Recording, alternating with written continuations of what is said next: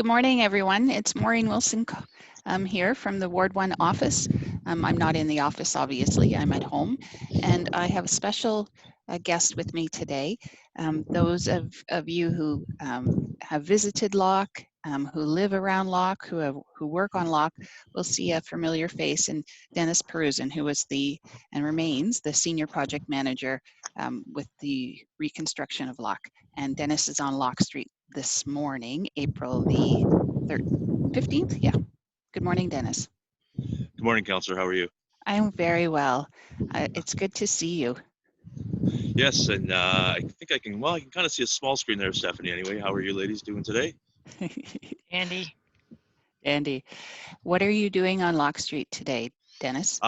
So this morning, what we're doing is we're just here with two crew members who are all fitted out with a mask and gloves and whatnot. And the only thing we're doing between today and tomorrow is we're going to be doing some maintenance work, which is just strictly the AODA treatments or at the wheelchair ramps where you find the darkened tactile strip for those who are visually impaired.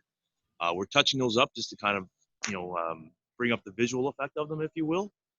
Just fixing a couple of minor trips and falls along the sidewalks and whatnot. This is definitely not any form of major reconstruction like everybody had faced last year. This is very, very minor, very, very secluded to just a few spots. We should only be a couple days through here. Pedestrian access is always open still, of course. I know it's not extremely busy here, but I do see people walking around, which is fantastic. So, a little cool today, but we're going to be here for the next couple of days, kind of touching things up. And probably in about a week or two, and I can do another video then if need be, we're going to be going into the valve chambers. Valve chambers are basically where we have large valves that control our water system.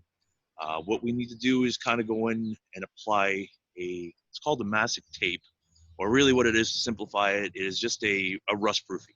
So it's just to make sure that the bolts and all the components inside don't rust, because we do tend to get a little bit of water from the rain and whatnot sitting in the chambers. So that'll be taking place in the next couple of weeks. But with that, again, it's very, very minimal. One or two crew members will be going into the chambers fully decked out with all the COVID-19 equipment and everything else on to protect themselves as well as anybody else around them. And that should take no more than a day or two as well. Thank you so much for that update. Dennis, I have two questions for you, if that's okay, and then I know you have work to do. Could you speak to me and those who are watching about some of the outstanding work, in particular the bump out at the Locke Street Library, Stanley Avenue? So with Stanley Avenue, due to the COVID-19 virus is ongoing right now, we have limited staff working currently on the private side. So what we're planning on doing with that is, once everybody gets over this hump, we really want to encourage people to come back to Locke Street, get the businesses going again, kind of give everybody that feel of, things are back to normal. We're definitely going to tackle that probably before the school year starts, so that as the children go back in September, hopefully, that, things are back to normal, the bump outs there, there's a little additional parking.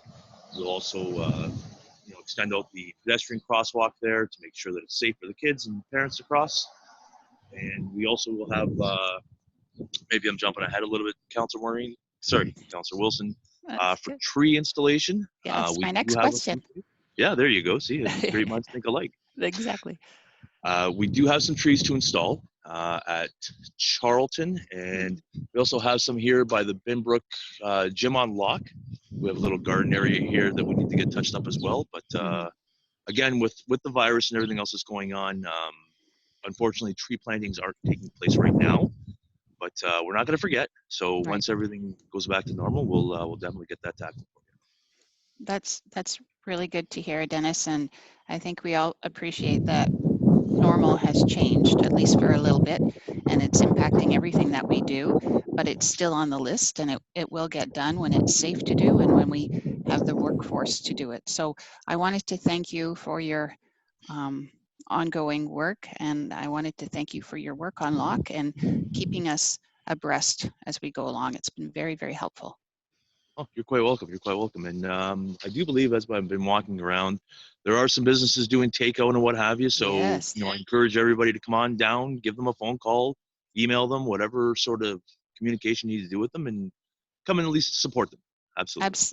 Absolutely. They are our friends and our neighbors. And if you're able, please support your friends and neighbors on Locke Street. Thank you very much, Dennis. Thank you. Have a good day. You